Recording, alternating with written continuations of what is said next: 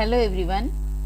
बच्चों, हमने बायो का सारा चैप्टर लगभग कंप्लीट कर दिया है और एग्ज़ाम आने वाला है, इसलिए आज मैं कुछ इम्पॉर्टेंट क्वेश्चन कराऊंगी। तो चलिए स्टार्ट करते हैं। तो सबसे पहले इस सीरीज़ के अंदर मैं आपको बता दूं कि मैं बायो के तीनों चैप्टर जैसे कि cell, tissue and improvement in food resource, इस तीनों चैप्टर का क्वेश्चन मैं इस सीरीज़ के अंदर करवाऊंगी आपको।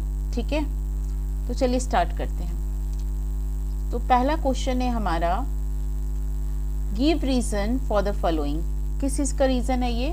Y are lysosome known as the suicidal bag of the cell. Lysosome को हम सेल का सुसाइडल बैग क्यों कहते हैं?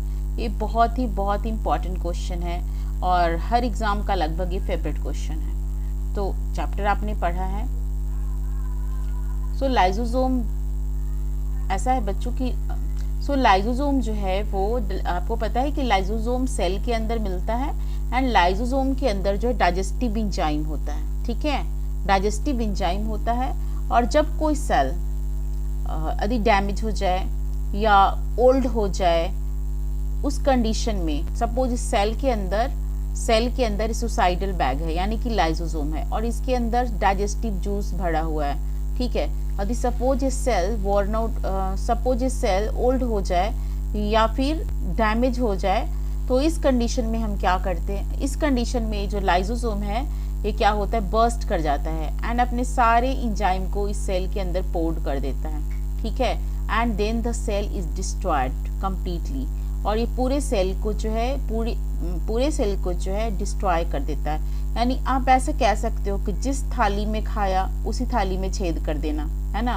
एक टाइम पे सेल जो है इसको रहने का जगह देता है, सब कुछ प्रोवाइड करता है, और बाद में जब सेल जो है पुराना होने लगता है या किसी काम का नहीं रहता, तो ये लाइजोसोम उस सेल को ही डिस्ट्रॉय कर देता है। ठीक है, दूसरा क्वेश्चन आपको पता है कि ये भी बहुत ही इंपॉर्टेंट क्वेश्चन है हमारे एग्जाम का और बहुत ही पसंदीदा क्वेश्चन आप कह सकते हो कि माइटोकॉन्ड्रिया को पावर हाउस क्यों कहा जाता है। तो बच्चों, जैसा आप जानते हो माइटोकॉन्ड्रिया क्या करता है, एटीपी का सिंथेसिस करता है। एटीपी यानी कि एडेनिन ट्राइफॉस्फेट। ठीक है, एटीपी यानी कि एडेनिन ट्राइफॉस्फेट, और ये जो एटीपी है वो एनर्जी देता है हमें। जैसे मैं अभी बोल रही हूँ या आप कोई काम कर रहे हो, तो हर चीज़ को करने के लिए जो एनर्जी होता है ना, वो हमें एटीपी से मिलता है। तो चूंकि ये एनर्जी देने का काम करता है, जिस तरीके से पावर हाउस से बिजली की सप्लाई होती है, उस तरीके से माइटोकॉन्ड्रिया से एनर्जी की सप्लाई होती है ना, इसलिए इसे पावर हाउस कहते हैं। राइट, चलिए नेक्स्ट क्वेश्चन है हमारा, why are mitochondria and chloroplast called semi autonomous organelles. जैसा कि आप जानते हो, जब आपने चैप्टर पढ़ा था तो आपको पता है कि माइटोकॉन्ड्रिया और क्लोरोप्लास्ट को सेमी ऑटोनोमस ऑर्गेनल्स कहा जाता है। इस क्वेश्चन को ऐसे भी पूछा जा सकता है कि हमारे सेल के अंदर कौन से दो ऐसे ऑर्गेनल्स हैं जो सेमी ऑटोनोमस है, तो आप क्या बताओगे? Mitochondria and chloroplast. और इस क्वेश्चन को यदि ऐसे पूछा जाए कि माइटोकॉन्ड्रिया और क्लोरोप्लास्ट को सेमी ऑटोनोमस क्यों कहा जाता है, तो आपको पता है सेमी ऑटोनोमस मतलब कि ऐसा ऑर्गेनल्स जो अपना डीएनए और राइबोसोम खुद सिंथेसाइज करता है। जैसा आप जानते हो सेल के अंदर क्या होता है, न्यूक्लियस होता है। ठीक है, और न्यूक्लियस का कंट्रोल सबके ऊपर होता है ना। लेकिन ये जो माइटोकॉन्ड्रिया है और क्लोरोप्लास्ट है, इसके ऊपर भी न्यूक्लियस का कंट्रोल तो होता है, लेकिन ये सेमी मतलब हाफ, आधा। जैसे सेमी सर्कल होता है ना, ऑटोनोमस। ऑटोनोमस का मतलब जो अपना काम खुद से करे, है ना, यानी कि जिसका खुद का अपना राज चलता हो। तो ये जो डीएनए और राइबोसोम खुद सिंथेसाइज करता है माइटोकॉन्ड्रिया और क्लोरोप्लास्ट। ठीक है, डीएनए और राइबोसोम अपना खुद का सिंथेसाइज करता है, इस वजह से सेमी ऑटोनोमस बॉडी कहते हैं। Why does the endoplasmic reticulum appear rough under a microscope. आपने देखा है सेल का स्ट्रक्चर, आपने देखा है कि सेल होता है और सेल का न्यूक्लियस है, और यहाँ से इस तरीके से एंडोप्लाज्मिक रेटिकुलम हम बनाते हैं और ये रफ दिखता है। तो माइक्रोस्कोप के अंदर रफ क्यों दिखता है? क्योंकि बच्चों आपको पता है कि एंडोप्लाज्मिक रेटिकुलम से राइबोसोम अटैच्ड होता है। ठीक है, सपोज एंडोप्लाज्मिक रेटिकुलम है और इस पे राइबोसोम इस तरह से अटैच है, जिसकी वजह से रफ दिखता है। ओके, चलिए हम नेक्स्ट क्वेश्चन करते हैं। नेक्स्ट क्वेश्चन जो हमारा है वो बहुत सारा क्वेश्चन यहाँ पे आपको दिख रहा है कि डिफरेंसेस है बहुत सारे क्वेश्चन का। जैसे क्या क्या डिफरेंसेस आपको आ सकता है इस चैप्टर से? प्रोकैरियोट एंड यूकैरियोट्स का डिफरेंस, SER यानी स्मूथ इंडोप्लाज्मिक और रफ इंडोप्लाज्मिक रेटिकुलम का डिफरेंस, माइटोसिस एंड मियोसिस का difference, plant cell and animal cell का डिफरेंस, न्यूक्लियस एंड न्यूक्लियोइड का डिफरेंस, इंडोसाइटोसिस एक्सोसाइटोसिस का difference, chromosome and chromatin, active and passive transport, osmosis and diffusion, hypotonic and isotonic solution. तो these all are the question related to the differences. तो ये सारे question आपसे पूछे जा सकते हैं, ठीक है। चलिए इसे डिस्कस करते हैं वन बाय वन। तो पहला क्वेश्चन है बच्चों, प्रोकैरियोटिक एंड यूकैरियोटिक का डिफरेंस। तो ये क्या होता है? तो प्रोकैरियोटिक सेल कौन सा सेल होता है? प्रोकैरियोटिक के जगह आपसे बैक्टीरिया और एनिमल सेल का डिफरेंस भी पूछा जा सकता है, ठीक है। पूछा जाएगा कि बैक्टीरिया और एनिमल सेल का डिफरेंस क्या होता है, क्योंकि प्रोकैरियोटिक, प्रो माने प्रिमिटिव, कैरियोटिक मतलब न्यूक्लियस, ऐसा सेल जिसका न्यूक्लियस कैसा है? प्रिमिटिव है, यानी कि ट्रू नहीं है। ऐसा सेल जिसका न्यूक्लियस या तो एब्सेंट होता है इसके अंदर, या तो न्यूक्लियस नहीं होता है, ठीक है। जेनेटिक मटेरियल कहाँ होगा जब न्यूक्लियस नहीं है? तो जेनेटिक मटेरियल, सपोज सेल है और सेल के अंदर न्यूक्लियस नहीं है, तो जेनेटिक मटेरियल यानी DNA जो है वो कहाँ? DNA और क्रोमोसोम में scattered inside the cell, cell में ही ये स्कैटर्ड होंगे, इस तरह से बिखरे पड़े होंगे सेल के अंदर, क्योंकि न्यूक्लियस नहीं है। और जिस रीजन में ये बिखरे पड़े होते हैं उस रीजन को न्यूक्लियोइड रीजन कहते हैं, ठीक है। ओके, तो यूकैरियोटिक के अंदर क्या होता है बच्चों? यूकैरियोटिक सेल, आपने प्लांट सेल को देखा है, तो प्लांट सेल के अंदर एक वेल प्लांट न्यूक्लियस होते हैं और न्यूक्लियस के अंदर ही जेनेटिक मटेरियल होता है। तो this is the one of the most important difference. And second, मैंने आपको बताया कि प्रोकैरियोट्स के अंदर मेम्ब्रेन बॉन्ड न्यूक्लियस तो नहीं होते, साथ में कोई ऑर्गेनल्स भी नहीं होगा। सेल ऑर्गेनल्स यानी कि mitochondria, endoplasmic reticulum, Golgi apparatus, ये सारे ऑर्गेनल्स भी एब्सेंट होते हैं। जबकि यूकैरियोटिक्स के अंदर यानी प्रोकैरियोटिक्स के अंदर सारे ऑर्गेनल्स एब्सेंट होते हैं, लेकिन यूकैरियोटिक्स के अंदर ये सारे सेल ऑर्गेनल्स प्रेजेंट होते हैं। Okay, so these are the two most important difference जिसे आप याद कर सकते हो। नेक्स्ट है बच्चों कि SER और RER, यानी कि SER का मतलब smooth endoplasmic reticulum and rough endoplasmic reticulum में क्या अंतर है? तो आपको पता है स्मूथ मतलब कि स्मूथ कोई चीज कब होगा? मान लो मेरे पास ये कुछ है, ठीक है, इसके ऊपर मैंने क्या किया, कुछ इस तरह से कुछ अटैच कर दिया जिसकी वजह से रफ हो गया। तो बिल्कुल जो इंडोप्लाज्मिक रेटिकुलम के ऊपर यदि इस तरह से हम राइबोसोम अटैच कर देते हैं तो ये रफ हो जाता है। क्या हो जाता है? Rough endoplasmic reticulum. और जब ये बिल्कुल इस तरह से स्ट्रक्चर होता है तो इसके ऊपर कुछ भी अटैच नहीं है तो स्मूथ इंडोप्लाज्मिक रेटिकुलम। तो एक डिफरेंस आप क्या बोल सकते हो कि राइबोसोम अटैच होता है रफ के ऊपर और स्मूथ के ऊपर राइबोसोम अटैच नहीं होता है। दूसरा डिफरेंस क्या होता है कि जो स्मूथ होता है ना बच्चों, वो लिपिड या स्टेरॉइड का सिंथेसिस करता है और डिटॉक्सिफिकेशन ऑफ ड्रग में हेल्प करता है, ठीक है। जबकि जो रफ इंडोप्लाज्मिक रेटिकुलम है प्रोटीन का सिंथेसिस करता है, ओके, प्रोटीन का सिंथेसिस करता है। नेक्स्ट जो क्वेश्चन है, माइटोसिस और मियोसिस का क्या डिफरेंस है? ये भी आपके एनसीईआरटी में दिया हुआ है। तो माइटोसिस का मतलब होता है एक इक्वेशनल डिवीजन। इक्वेशनल मतलब जिसमें कोई भी चीज यानी कि जिसके अंदर सेल डिवीजन के बाद जो क्रोमोजोम नंबर है वो सेम रहे, ऐसा सेल डिवीजन। जब सपोज ये सेल है हमारा और एक सेल डिवाइड करने के बाद 2 सेल बनाता है, लेकिन इस सेल के अंदर जैसे सपोज इसके अंदर क्रोमोजोम नंबर कितना था? 2, तो डिवाइड होने के बाद भी क्रोमोजोम नंबर इसमें भी 2 होगा और इसके अंदर भी क्रोमोजोम नंबर 2 होगा, यानी कि नंबर ऑफ क्रोमोजोम सेम होगा आफ्टर डिवीजन, बट जो सेल है डिवाइड करने के बाद 1 से 2 हो जाता है। उस तरह से मियोसिस के अंदर आप देखोगे तो क्रोमोजोम जो है, यानी सपोज इसके अंदर 2 क्रोमोजोम है, ठीक है, तो डिवाइड करने के बाद ये 4 सेल बनाता है, ठीक है। डिवाइड करने के बाद ये 4 सेल बनाएगा, लेकिन नंबर ऑफ क्रोमोजोम सब में कितना होगा? इसमें यदि 2 है तो इसके अंदर नंबर ऑफ क्रोमोजोम कितना होगा? 1 होगा, ठीक है। नंबर ऑफ क्रोमोजोम क्या होगा? 1 होगा, यानी कि डाउटर सेल कितने बनेंगे? 4, ठीक है, 4 डाउटर सेल बनेंगे। डाउटर सेल यानी कि जब एक जो मेन सेल है ये पेरेंट सेल है और डिवाइड करके जो सेल बनाता है उसे हम डाउटर सेल बोलते हैं, ठीक है। And have half the, and chromosome का नंबर क्या होगा? इसका हाफ, यानी कि पेरेंट सेल के अंदर यदि क्रोमोजोम का नंबर 2 था तो डाउटर सेल के अंदर क्रोमोजोम का नंबर 1 हो जाएगा। यदि पेरेंट सेल के अंदर 4 था तो डाउटर सेल के अंदर 2 हो जाएगा, यानी number of chromosome is reduce to half in the meiosis. और मियोसिस कब होता है बच्चों? हमारे बॉडी में मियोसिस तब होता है जब गैमेट बनाना होता है, है ना। यदि मेल गैमेट बनेगा, फीमेल गैमेट बनेगा, तब मियोसिस होता है। लेकिन नॉर्मली ऐसे पूरे बॉडी के अंदर जो है नॉर्मली जो सेल डिवीजन होता है वो माइटोसिस होता रहता है। ठीक है, चलिए नेक्स्ट क्वेश्चन है प्लांट सेल और एनिमल सेल का डिफरेंस। क्लास 8 से आप पढ़ते आ रहे हो कि प्लांट सेल जिसके अंदर सेल वॉल होता है, एनिमल सेल जिसके अंदर सेल वॉल नहीं होता है। एक डिफरेंस तो यही हो गया। ठीक है, प्लांट सेल के अंदर प्लास्टिड होता है, यानी क्लोरोप्लास्ट, क्रोमोप्लास्ट और ल्यूकोप्लास्ट, 3 तरह के प्लास्टिड होते हैं। जो क्लोरोप्लास्ट होता है वो क्लोरोफिल कंटेन करता है, जिसकी वजह से फोटोसिंथेसिस होता है। जो क्रोमोप्लास्ट होता है वो कलर प्रोवाइड करता है, जैसे रेड कलर है, यदि जैसे टोमेटो का कलर रेड होता है, गोभी का कलर व्हाइट होता है, तो क्रोमोप्लास्ट जो है वो कलरफुल कलर देता है। लेकिन ल्यूकोप्लास्ट व्हाइट कलर प्रोवाइड करता है, जैसे गेहूं का कलर आपने देखा होगा, है ना। जो चावल का कलर, ये सब जो प्रोवाइड करता है वो ल्यूकोप्लास्ट होता है। तो समटाइम कभी कभी ये क्लोरोप्लास्ट के भी टाइप पूछ लेते हैं। ठीक है, प्लास्टिड के भी ये कभी कभी टाइप पूछ लेते हैं, तो आपको प्लास्टिड के टाइप में लिखना है क्लोरोप्लास्ट, क्रोमोप्लास्ट एंड ल्यूकोप्लास्ट।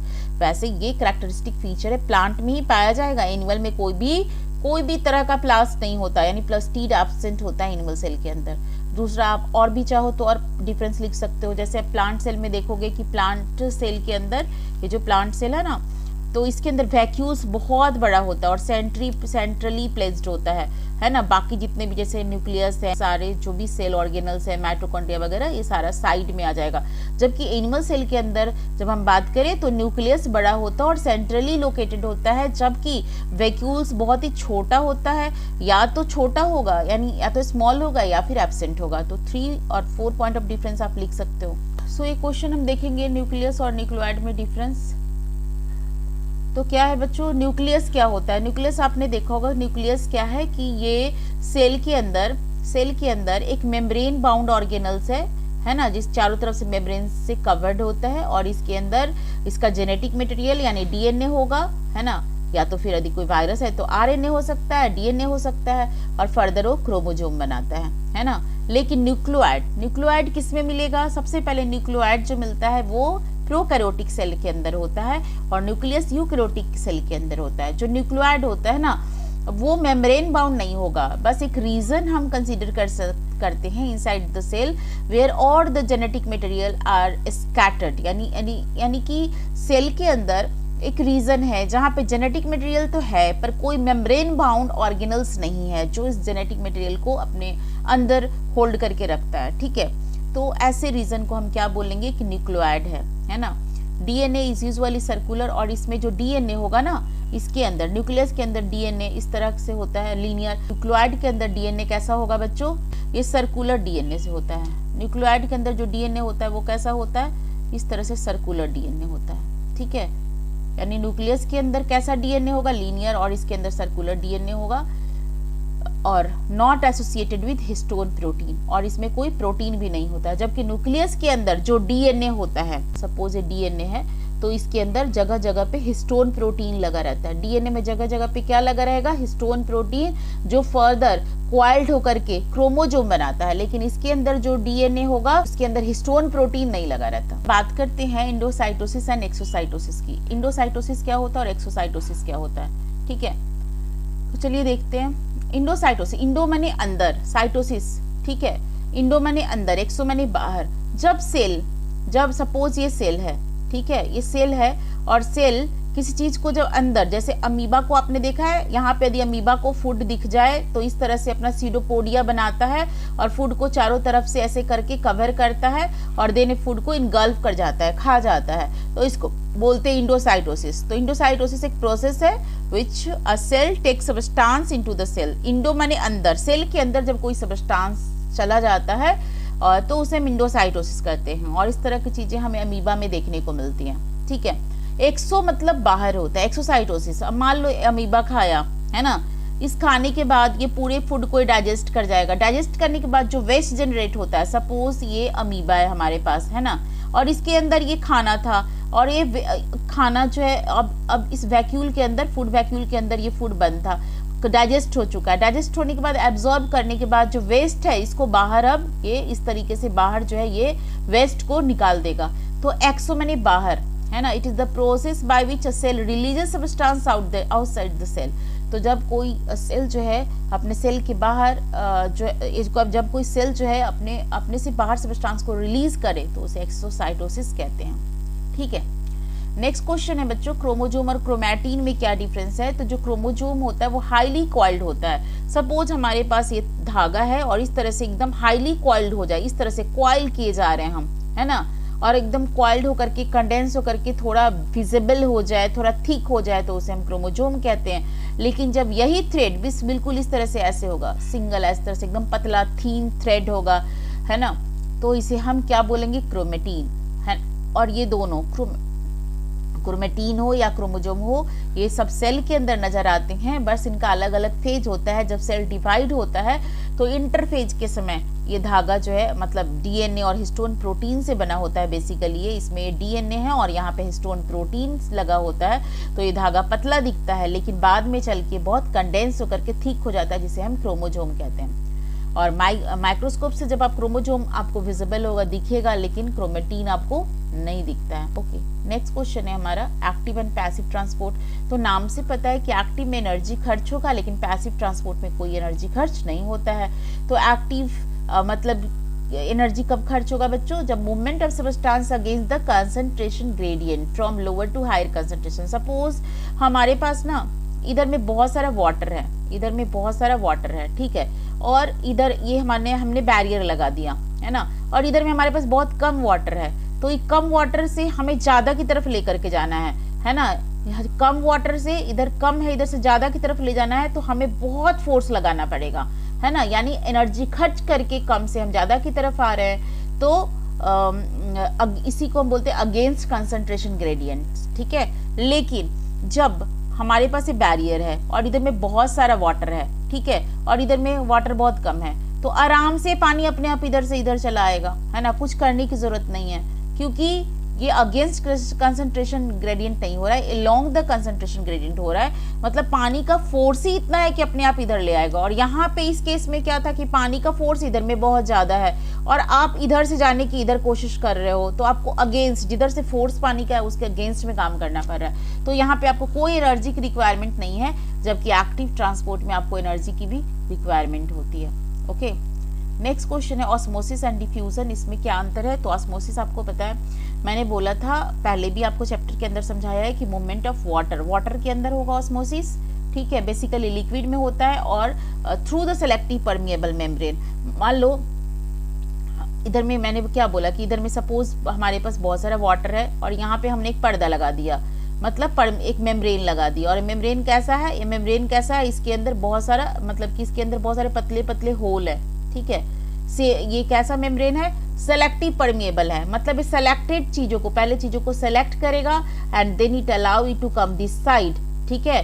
तो movement of water molecule through a selective permeable membrane from higher to lower concentration, इधर भी है वाटर, ठीक है, इधर भी वाटर है, तो हायर कंसंट्रेशन से लोअर कंसंट्रेशन में आ रहा है, हायर जिधर ज्यादा है उधर से कम की तरफ आ रहा है, और किसके थ्रू आ रहा है, थ्रू सेमी परमिएबल मेम्ब्रेन और सेलेक्टिव परमिएबल मेम्ब्रेन, है ना। तो इसको हम बोलेंगे ऑस्मोसिस, लिक्विड में सिर्फ होता है।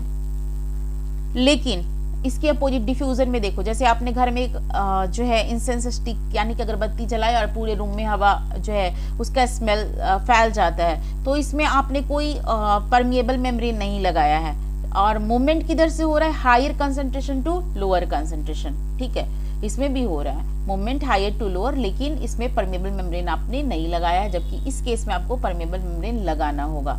और ये गैस और लिक्विड दोनों में होता है, जबकि ऑस्मोसिस सिर्फ लिक्विड में होता है। नेक्स्ट क्वेश्चन है हाइपरटोनिक और आइसोटोनिक सॉल्यूशन, कभी कभी पूछा जाता है। देखो हम नाम से समझेंगे, हाइपर माने क्या होता है बच्चों, ज्यादा, ठीक है, हाइपर मतलब क्या होता है, ज्यादा। तो जब कंसंट्रेशन ज्यादा हो, कंसंट्रेशन किसका, कंसंट्रेशन, सपोज हमारे पास वाटर है और इस वाटर मैंने एक ग्लास ऑफ वाटर लिया और इसमें जितना वाटर है इसमें बहुत सारा हमने नमक डाल दिया, है ना, बहुत ज्यादा, सॉल्यूट का कंसंट्रेशन हमने ज्यादा कर दिया, सॉल्यूट यानी नमक मतलब सॉल्यूट और वाटर मतलब सॉल्वेंट। तो यहाँ पे सॉल्यूट का कंसंट्रेशन ज्यादा है एज कंपेयर टू सॉल्वेंट, ठीक है, solute concentration, the solution has higher solute concentration than the cell, ठीक है। अच्छा सॉल्यूट यानी कि इसमें हमने इसमें नमक डाल दिया और हमने क्या किया, एक सेल भी डाला इसके अंदर। सपोज हमने इसके अंदर एक सेल भी डाला, ठीक है। अब आप बताओ इस सेल के कंपेयर में, यदि सेल से हम कंपेयर करें सॉल्यूशन का, तो सेल के अंदर जितना नमक था उससे ज्यादा नमक इस पानी के अंदर है, उससे ज्यादा नमक इस पानी के अंदर है।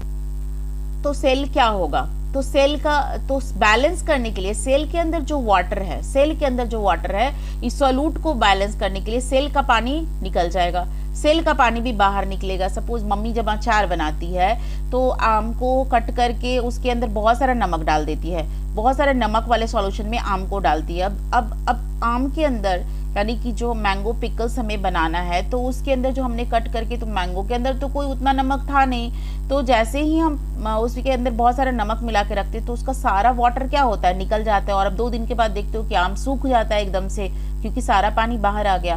तो जब हाइपरटोनिक सॉल्यूशन के अंदर किसी भी सेल को डालेंगे तो सेल क्या होता है, श्रिंक कर जाता है। उस तरह से आप हाइपोटोनिक सॉल्यूशन की बात करते हैं तो इसमें क्या होगा, मान लो कि हमने एक ग्लास ऑफ वाटर लिया और इसमें इसके अंदर हमने सेल को डाला, लेकिन इस बार जो हमने वाटर लिया है ना, उसके अंदर सॉल्यूट का कॉन्सेंट्रेशन हमने कम रखा है और सेल के अंदर जो सेल हमने इसमें डाला है उस सेल में सॉल्यूट का कॉन्सेंट्रेशन ज्यादा है। जैसे कि इसका एग्जांपल आप देख सकते हो, जो किशमिश होता है, किशमिश बहुत मतलब मीठा होता है, पानी में अपने जस्ट उसे डाल दिया।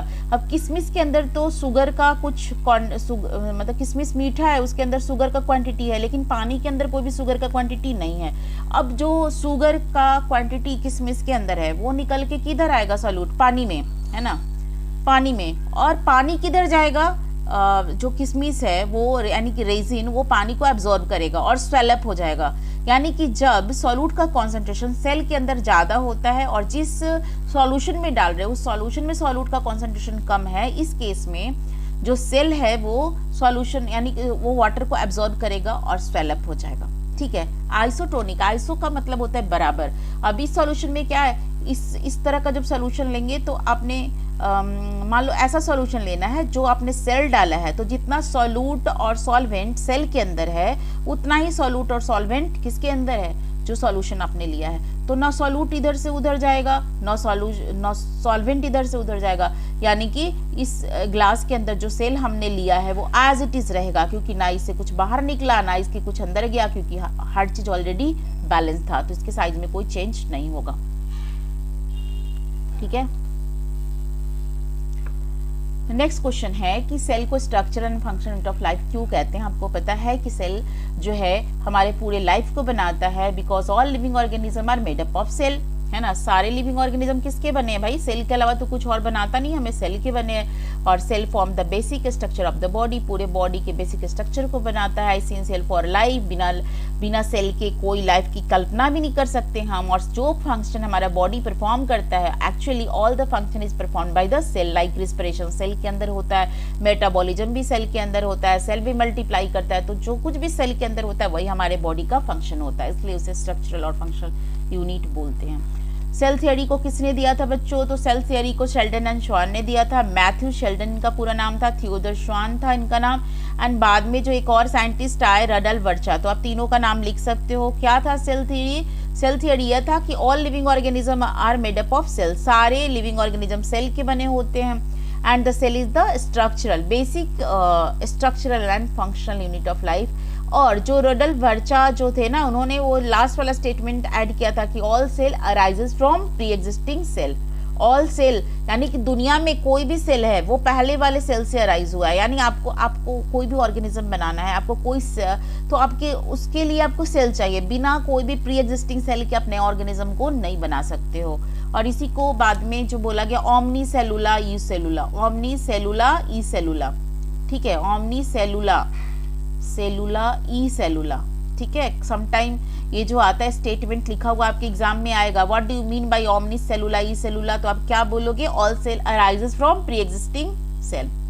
नेक्स्ट क्वेश्चन है how do gas and water molecules move across plasma membrane, तो गैस और वाटर मॉलिक्यूल्स प्लाज्मा मेम्ब्रेन के अंदर कैसे मूव करेगा। तो आपको पता है ना, अभी मैंने बताया कि जो गैस होता है ना, ऑक्सीजन कार्बन डाइऑक्साइड, तो भाई ये सेल है तो सेल के अंदर ही ऑक्सीजन कार्बन डाइऑक्साइड ये सारा गैस जाएगा ना, कैसे जाएगा, डिफ्यूजन के थ्रू, क्योंकि अभी मैंने बोला डिफ्यूजन गैस में भी होता है ना, और किस में होता है, लिक्विड में भी हो सकता है। Moving from region of diffusion के कहाँ होगा, इधर में। मान लो सपोज इधर कार्बन डाइऑक्साइड ज्यादा है तो कार्बन डाइऑक्साइड इधर ज्यादा है, इधर में कम है तो इधर में आ जाएगा, हायर टू लोअर। इधर ऑक्सीजन यदि ज्यादा होता तो इधर से इधर आ जाता, ठीक है। तो हमेशा हायर टू लोअर कॉन्सेंट्रेशन। यदि हमारे बॉडी को ऑक्सीजन रिक्वायर्ड है तो इधर ऑक्सीजन ज्यादा रहेगा, सेल के अंदर ऑक्सीजन की कमी हो जाएगी तो हायर टू लोअर जाएगा। सेल के अंदर CO2 ज्यादा है तो फिर उधर में ज्यादा है और बाहर में कम है तो इधर बाहर से तब अंदर से बाहर की तरफ CO2 आ जाएगा, है ना। और आप देख रहे हो प्लाज्मा मेम्ब्रेन जो कि एक सेलेक्टिव परमिएबल मेम्ब्रेन है और इसके थ्रू ये मूवमेंट हो रहा है ना। तो water molecule move across the plasma membrane by osmosis. और मैंने बोला कि यदि कोई लिक्विड है, यदि मान लो पानी को सेल के अंदर जाना है ना, यदि सेल जैसे अभी आपने देखा हाइपोटोनिक सॉल्यूशन में तो सेल जो है वाटर को एब्जॉर्ब कर रहा था, तो इस केस में हमें क्या चाहिए, परमिएबल मेम्ब्रेन चाहिए जो सेलेक्टिव परमिएबल हो, ठीक है। Why does virus form an exception of a cell theory? आपको मैंने बताया कि all cell arises from pre-existing cell और बिना सेल के हम लाइफ की कल्पना भी नहीं कर सकते, क्योंकि कोई भी ऐसा लाइफ नहीं जो सेल के बिना एग्जिस्ट करे। बट हमारा वायरस जो है ना, इसके अंदर इस कैटेगरी में नहीं आता। क्यों नहीं आता इसके अंदर, क्योंकि वायरस के अंदर ना बच्चों सेल ही नहीं होता है, ठीक है। तो बोलो वायरस के अंदर सेल नहीं होता है, हाँ, क्योंकि वायरस जो है ना, सपोज वायरस ये बॉर्डर लाइन है ना, तो बॉर्डर लाइन के इधर वायरस ना बॉर्डर लाइन पे है ना, बॉर्डर लाइन पे है। मान लो इधर नॉन लिविंग है, इधर क्या है, नॉन लिविंग है, और इधर क्या है, इधर क्या है, लिविंग है। और वायरस कहाँ है, इस बॉर्डर लाइन पे है। तो जैसे ही वायरस पहले से कैसा रहता है, जब वायरस पहले से कैसा रहता है, नॉन लिविंग, कुछ नहीं मिला तो नॉन लिविंग। जैसे ही उसे कोई बॉडी दिख जाता है, किसी बॉडी के अंदर वो इंटर कर जाता है तो लिविंग हो जाता है ना। They show the characteristic of living organism only inside a host cell, क्योंकि इसका खुद का तो कोई सेल है नहीं ना, इसलिए वो लिविंग नहीं, और बिना सेल के हम लाइफ को मानते नहीं है। और वायरस का खुद का कोई सेल ही नहीं है तो फिर वो लिविंग कैसे होता है, क्योंकि जैसे ही वो हमारे बॉडी में इंटर करता है वो लिविंग हो जाता है, क्योंकि उसे सेल मिल गया, हमारी सेल मशीनरी को यूज करता है। और जब हमारे बॉडी से हम बाहर जब उसे कर देते तो फिर से वो नॉन लिविंग हो जाता है। तो इसलिए सेल थियोरी को मानता ही नहीं है, ठीक है। नेक्स्ट जो है बच्चों, क्या क्वेश्चन है हमारा, what would happen if the plasma membrane is rupture. तो प्लाज्मा मेम्ब्रेन को यदि रप्चर करवा दो तो क्या होगा। प्लाज्मा मेम्ब्रेन का फंक्शन आपको पता है कि क्या करता है। प्लाज्मा मेम्ब्रेन प्रोटेक्टिव मेम्ब्रेन है। प्लाज्मा मेम्ब्रेन क्या करता है, प्लाज्मा मेम्ब्रेन सेल का, और इसके बाहर यदि प्लांट सेल है तो सेल वॉल होगा, लेकिन हमारे बॉडी के अंदर तो प्लाज्मा मेम्ब्रेन ही है जो कि प्रोटेक्टिव इन नेचर होता है। तो ये क्या करेगा, डैट कंटेंट, और मतलब सारे सेल के अंदर की जितने भी कंटेंट है, जब ये रप्चर कर जाएगा, फट जाएगा, तो all content will come out, है ना। सारे कंटेंट कहाँ आ जाएंगे, बाहर आ जाएंगे, ठीक है। This would disrupt the balance between the internal and external environment of the cell. और जब कंटेंट बाहर आ जाएगा तो इसके बाहर में भी जो भी चीजें हैं वो अंदर चली जाएंगी और अंदर की चीजें बाहर आ जाएंगी, कोई भी ऐसा बाउंड्री नहीं रहेगा, ठीक है। और इस तरह से सेल का डेथ हो जाएगा। What would happen if there was no Golgi apparatus? यदि मान लो सेल के अंदर कोई गोल्गी apparatus नहीं है तो क्या होगा। तो सबसे पहले याद करो कि गोल्गी apparatus का फंक्शन क्या है। Protein and lipid produce in the cell would not be modified. तो गोल्गी apparatus का फंक्शन बच्चों आपको याद है कि मैंने आपको बताया था PTM, यानी कि पैकेजिंग, ट्रांसपोर्ट एंड मॉडिफिकेशन, ये सारा फंक्शन होता है। तो ये सारा, ना तो पैकिंग हो पाएगी किस चीज़ की, किसकी पैकिंग होती है, लिपिड की, प्रोटीन की, ना तो इसका ट्रांसपोर्ट हो पाएगा, ना तो इसका मॉडिफिकेशन हो पाएगा, कुछ भी नहीं होगा, ठीक है। तो क्या लिखा है, if the Golgi apparatus were absent, protein and lipid produce in the cell would not be modified. ना तो मॉडिफाई होगा, ना पैकेज होगा, ना ट्रांसपोर्ट होगा, है ना। Secretion of substance from the cell would also be affected. तो जब ये सारा कुछ नहीं होगा तो सेल जो है इनको पैक करके और ये सब करके जो है ट्रांसपोर्ट करता है, सिक्रेट करता है, वो सब कुछ डिस्टर्ब हो जाएगा एंड अल्टीमेटली इसमें भी सेल डाई हो सकता है, ठीक है।